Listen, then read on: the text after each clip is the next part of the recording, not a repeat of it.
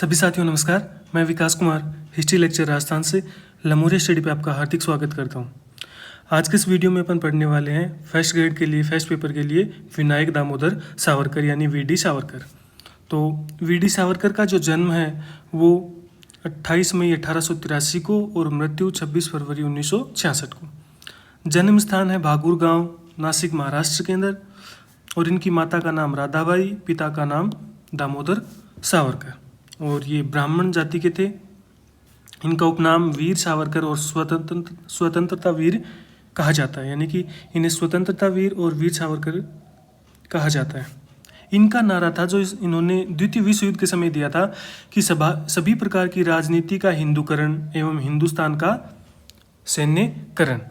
यानी जब दूसरा विश्व युद्ध शुरू हुआ था तब कई नेताओं ने, जो भारत के कई नेता थे, उन्होंने इस चीज़ का विरोध किया था कि इंग्लैंड ने बिना हमसे पूछे ही भारत को दूसरे विश्व युद्ध के अंदर झोंक दिया, यानी कि यहाँ की सेना को दूसरे विश्व युद्ध लड़ने के लिए भेज दिया। तो लगभग नेता इस चीज़ के विरोध में थे, लेकिन वीडी सावरकर इस बात के पक्ष में थे। वीडी सावरकर का मानना था कि भारतीय जो हैं वो क्या करेंगे, अगर युद्ध के अंदर भाग लेंगे तो उनको सेना के अनुभव प्राप्त होंगे, युद्ध करने का अनुभव प्राप्त होगा, और यही अनुभव, यही जो सेना के अंदर ये काम कर रहे हैं, ये सारी की सारी चीज़ें जब अंग्रेजों को हम भारत से बाहर भगाएंगे तो उस समय सारी चीज़ें काम में आएंगी। इनकी आरंभिक शिक्षा जो थी वो बम्बई प्रांत के अंदर हुई, और जो स्नातक इन्होंने किया फर्ग्यूसन कॉलेज पूना में से स्नातक की पढ़ाई की। और उसी पढ़ाई के दौरान इन्होंने जो स्वदेशी मूवमेंट हो रहा था 1905 के अंदर, उस स्वदेशी मूवमेंट के तहत इन्होंने फर्ग्यूसन कॉलेज पूना में विदेशी कपड़ों की होली जलाई, जिसके कारण से इनको वहाँ से कॉलेज से निकाल दिया गया। और फिर इन्होंने आगे की जो पढ़ाई थी वो ग्रेस लॉ कॉलेज इंग्लैंड से की, कानून की पढ़ाई। इनके द्वारा जो संगठन काम कर रहे थे, इन्होंने जो संगठन बनाए थे उनमें पहला इंपॉर्टेंट था मित्र मेला, जो 1899 में इन्होंने बनाया, और इसी का नाम 1904 में बदल कर दिया गया अभिनव भारत समाज। और ये बाल गंगाधर तिलक को अपना गुरु मानते थे। जब शुरुआती दौर था तो ये तिलक से बहुत ज़्यादा प्रभावित थे, इसलिए तिलक को इन्होंने अपना गुरु मानकर, नेता मानकर अपने कार्यों को, जो भारतीय स्वतंत्रता संग्राम के अंदर जो भी कार्य किए, उन्होंने तिलक को अपना गुरु मानकर किए। तो सबसे पहले देखिए कि मित्र मेला की स्थापना की गई 1899 के अंदर वीडी सावरकर के द्वारा, और इसी संस्था को 1904 में क्या कर दिया गया, अभिनव भारत समाज के नाम से कर दिया गया। ये मित्र मेला इन्होंने अपने भाई के साथ, गणेश वासुदेव के साथ मिलकर इसका गठन किया था।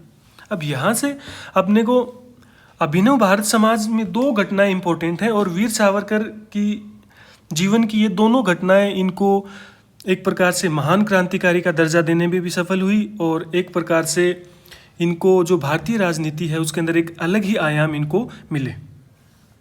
पहली जो घटना थी इनकी अभिनव भारत समाज की, वो लंदन के अंदर थी। मदन लाल धिंगरा के द्वारा 1 जुलाई 1909 को कर्जन वाइली की हत्या कर दी जाती है। अब ये अभिनव भारत समाज का सदस्य था, और इस जो मदन लाल धिंगरा ने कर्जन वाइली की हत्या की थी, इसमें वीडी सावरकर का नाम आया कि यहाँ पर जो बंदूक काम में ली गई थी, पिस्टल काम में ली गई थी, वो वीडी सावरकर ने प्रोवाइड करवाई थी। दूसरी जो घटना आपको पढ़नी है वो नासिक से, कि नासिक में अनंत लक्ष्मण कहारे के द्वारा 1909 में ही एक जज था जैक्सन, उसकी हत्या कर दी गई। और इसी हत्या के कारण वीडी सावरकर पर नासिक षड्यंत्र केस चलाया और उन्हें काले पानी की सजा सुनाकर सेल्यूलर जेल भेज दिया गया, जहां से उन्होंने 6 माफीनामे भी लिखे अंग्रेजों को। देखिए, इनको पूरा विस्तार से पढ़ेंगे, लेकिन यहाँ पर मेन जो चीज़ आपको समझाना चाह रहा हूँ कि अभिनव भारत समाज से दो चीज़ें जुड़ी हुई हैं आपकी। एक तो लंदन में धिंगरा के द्वारा वाइली की हत्या, और नासिक के अंदर अनंत लक्ष्मण कहारे के द्वारा जज जैक्सन की हत्या। और इसी हत्या के फलस्वरूप वीडी सावरकर पर नासिक षड्यंत्र केस लगाया जाता है, काले पानी की सजा देकर इनको सेल्यूलर जेल भेज दिया जाता है। अब देखो बात क्या हुई थी, जब फर्ग्यूसन कॉलेज से इन्हें निकाला गया था तो ये श्यामजी कृष्ण वर्मा के द्वारा एक संस्था संचालित होती है लंदन के अंदर, श्यामजी कृष्ण वर्मा के द्वारा। वो छात्रवृत्ति प्रदान करते थे बच्चों को, जो क्रांतिकारी होते थे वो वहाँ पर इंग्लैंड में जाएं, लंदन में जाएं, और देश विदेशी की घटनाओं से जुड़ें और उनके अंदर राष्ट्रवाद की भावना का विकास हो। इसलिए उन्होंने लंदन के अंदर एक सोसाइटी कहो आप या एक संस्था कहो, उसकी स्थापना कर रखी थी इंडिया हाउस, जिसका नाम क्या था, इंडिया हाउस। तो ये वहाँ श्यामजी कृष्ण वर्मा के द्वारा छात्रवृत्ति दी जाती है तिलक के कहने पर। तो ये लंदन जाते हैं, ये वहाँ पर इंडिया हाउस में जाकर रुकते हैं। देखिए इंडिया हाउस एक प्रकार से आप कह सकते हो कि एक हॉस्टल था, और उस हॉस्टल में ना जो भारतीय क्रांतिकारी थे, जो भी इंग्लैंड जाते थे, जो क्रांतिकारी थे, वे सारे के सारे वहाँ जाकर रुकते थे। और वहीं पर एक प्रकार से क्रांतिकारी गतिविधियों का अड्डा था लंदन के अंदर इंडिया हाउस, जिसे श्यामजी कृष्ण वर्मा के द्वारा शुरू किया गया था। तो ये वहाँ जाते हैं इंग्लैंड के अंदर, अब इंडिया हाउस में रुकते हैं लंदन में। और 1907 में इनके द्वारा क्या किया जाता है कि प्रथम भारतीय स्वतंत्रता संग्राम की स्वर्ण जयंती मनाई वीडी सावरकर ने। जो 1857 की क्रांति हुई थी उसको 50 साल हो गए थे 1907 के अंदर। तो वो 50 साल पूरे होने पर इन्होंने 1907 में इंडिया हाउस लंदन में क्या किया, स्वतंत्रता संग्राम की स्वर्ण जयंती मनाई वीडी सावरकर ने। अब यहाँ से जो इम्पोर्टेंट क्वेश्चन बनता है वो बनता है इनकी साहित्यिक रचनाओं से। तो देखिए सबसे पहले तो इनके द्वारा जो सबसे इम्पोर्टेंट जो बुक लिखी गई थी मराठी भाषा के अंदर, the war of Indian independence 1909 में लिखी थी, और इसको पूरे संपूर्ण भारत में प्रतिबंधित कर दिया गया था ब्रिटिश साम्राज्य के अंदर। ये मैजिनी के चरित्र से या मैजिनी से बहुत ज़्यादा प्रभावित थे। मैजिनी जो था वो इटली का क्रांतिकारी नेता था, तो मैजिनी से प्रभावित होकर इन्होंने मैजिनी चरित्र लिखी। उसके अलावा नेक्स्ट इनकी बुक है हिंदुत्व हिंदू कौन है, ये जेल के अंदर लिखी गई। काला पानी इनका उपन्यास है। इनको आजीवन कारावास दिया था, तो आजीवन कारावास क्या इनकी आत्मकथा है। एसेंशियल ऑफ हिंदुत्व 1922 में वीडी सावरकर के द्वारा लिखी गई। और नेक्स्ट है ट्रांसपोर्टेशन फॉर लाइफ, अगली है गांधी गोधाल, मोपला विद्रोह, और सबसे अंत में इन्होंने लिखा आत्महत्या नहीं आत्मार्पण। ये सभी इनकी साहित्य या इनकी रचनाएं हैं। तो सबसे इंपॉर्टेंट तो है कि the war of Indian independence 1909 में मराठी में लिखा था। फिर उसके बाद में मैजिनी के चरित्र से प्रभावित है तो मैजिनी चरित्र लिखा। जेल के अंदर हिंदुत्व हिंदू कौन है लिखा, काला पानी लिखा, आजीवन कारावास इनकी आत्मकथा है, एसेंशियल ऑफ हिंदुत्व 1922 में, ट्रांसपोर्टेशन फॉर लाइफ लिखा, गांधी गोधाल लिखा। देखिए गांधी गोधाल में क्या था कि इनका हमेशा गांधी जी के साथ में टकराव रहता था, तो उन्हीं के ऊपर ये सारी बातें गांधी गोधाल के अंदर बताई गई हैं। अब पढ़ते हैं इसको विस्तार से। देखिए पहले मैं ये क्यों लिख रहा हूँ कि कम से कम आपको ज़्यादा याद नहीं होना, तो कम से कम ये जो पहला पेज है ना, ये एकदम अच्छे से तैयार होना चाहिए। जो सारणी बनाई है अगर ये भी तैयार होगा तो मुख्य मुख्य घटनाएं आपको तैयार हो जाएंगी। अब देखिए इनको वीर क्यों कहा गया, कि वीडी सावरकर को वीर का विश्लेषण उस समय मिला जब उन्होंने 12 वर्ष की उम्र में मुस्लिम भीड़ के हमले से अपने गांव की रक्षा की थी। मुस्लिम भीड़ ने इनके गांव पर हमला कर दिया था और उन्होंने इससे रक्षा की, जिस कारण से लोगों ने इन्हें क्या कर दिया, वीर की उपाधि दे दी। इस पे बात कर चुके अपन कि मित्र मेला क्या था। मित्र मेला नासिक के अंदर इन्होंने इसका गठन किया था, और वीडी सावरकर ने अपने बड़े भाई गणेश सावरकर के साथ मिलकर नासिक में मित्र मेला संघ नामक क्रांतिकारी संगठन की स्थापना की, जिसका 1904 में नाम बदलकर क्या कर दिया गया, अभिनव भारत समाज या यंग इंडिया सोसाइटी कर दिया। चूंकि सावरकर मैजिनी से प्रभावित थे तो उन्होंने उनकी संस्था यंग इटली से प्रभावित होकर ही क्या किया था, इसका नाम यंग इंडिया सोसाइटी किया था। अब देखिए इनकी घटनाएं, देखिए इनके दिमाग में कितने क्रांतिकारी विचार आते थे कि 1901 में जब महारानी विक्टोरिया की मृत्यु पर शोक सभा आयोजित की जा रही थी नासिक में, तो इन्होंने इस चीज़ का विरोध किया था। तो यहाँ से क्वेश्चन पूछा जा सकता है कि जब 1901 में महारानी विक्टोरिया की मृत्यु पर शोक सभा आयोजित की जा रही थी तो उसका विरोध किसने किया था, वीडी सावरकर ने। देखिए और जो नेता है ना कांग्रेस के, जो उस समय उदारवादी दल का प्रभुत्व था, तो उदारवादी दल के नेता इस चीज़ के अंदर भाग लेंगे, लेकिन वीडी सावरकर ऐसे व्यक्ति हैं जो क्या करेंगे, इस चीज़ का विरोध करेंगे। उसके बाद में एडवर्ड सप्तम का राज्याभिषेक हो रहा था। उस राज्याभिषेक को इन्होंने क्या बताया, गुलामी के उत्सव की संज्ञा दी। और जो भी लोग इस उत्सव को मना रहे थे उनके लिए इन्होंने एक तो कहा कि देश की जाति के प्रति द्रोह कहा, और विदेशी शासन के प्रति राजभक्ति का प्रदर्शन करार दिया। यानी जो लोग इस उत्सव को मना रहे थे, एडवर्ड सप्तम के राज्याभिषेक उत्सव को, इसके लिए उन्होंने 2 कोटेशन दिए कि एक तो देश की जाति के प्रति द्रोह कर रहे हो आप, और एक विदेशी शासन के प्रति राजभक्ति का प्रदर्शन करार दिया। ये दोनों बातें कही किसने, वीडी सावरकर ने।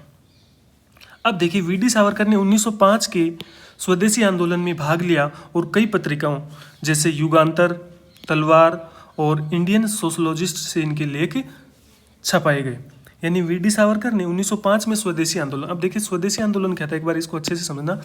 स्वदेशी आंदोलन का मतलब था कि 1905 के अंदर बंग भंग कर दिया गया, यानी कि बंगाल का विभाजन कर दिया गया।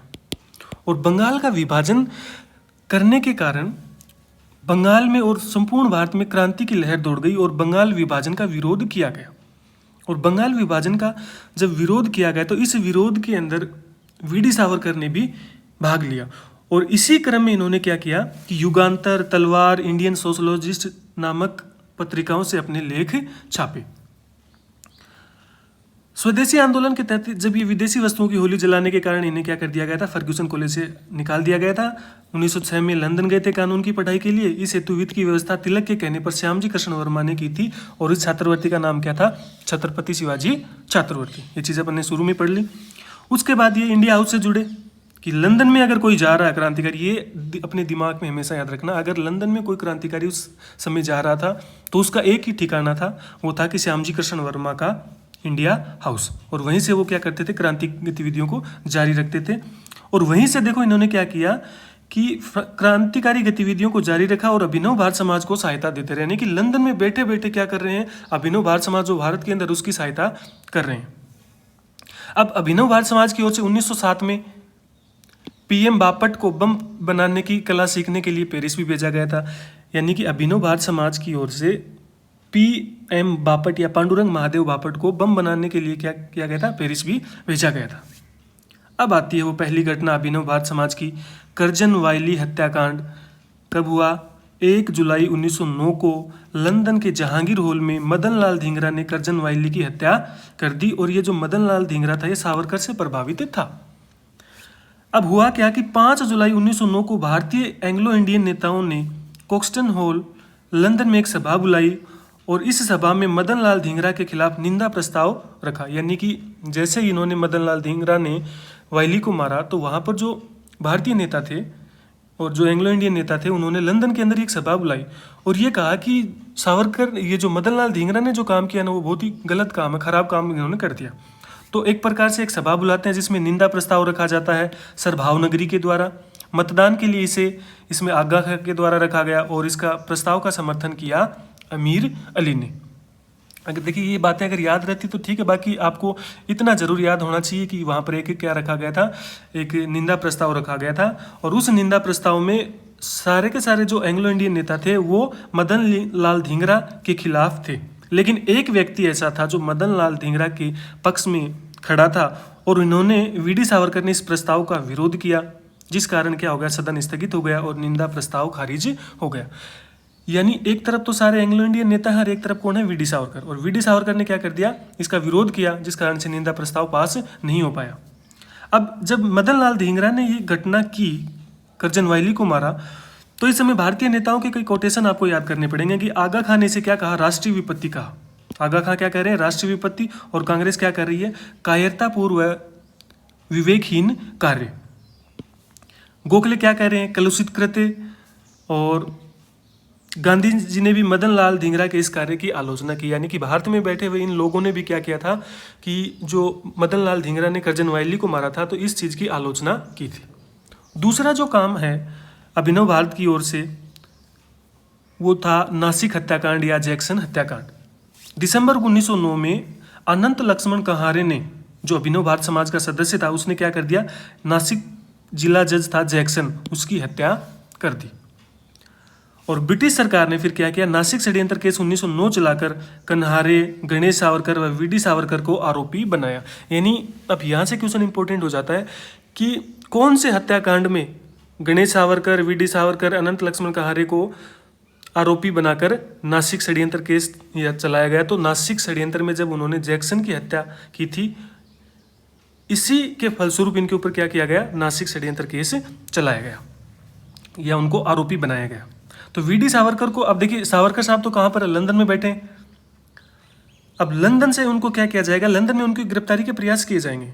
लेकिन सावरकर पेरिस चले जाते हैं और वहाँ मैडम भिकाजी कामा के घर पे रहते हैं। कुछ समय तक वो वहाँ पर रुकते हैं और उसके बाद फिर वापस कहाँ जाते हैं, लंदन आ जाते हैं। तो उन्हें गिरफ्तार कर लिया जाता है और एसएस मौर्य नामक जहाज से वो उनको भारत भेजा जाता है।